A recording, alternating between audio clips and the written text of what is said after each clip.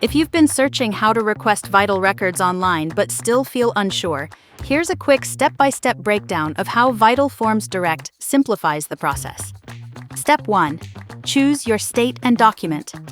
Vital records like birth, marriage, divorce, and death certificates are issued at the state level, so start by selecting the state where the record was filed and the type of certificate you need. Step 2. Complete the online application. Fill out a secure online form with details like full legal names and the dates and places related to the record.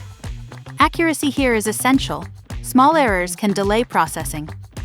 Step 3. Application review. Your information goes through a structured review to catch incomplete or incorrect details before submission, helping avoid the most common causes of delays. Step 4. Submission to the State Health Department.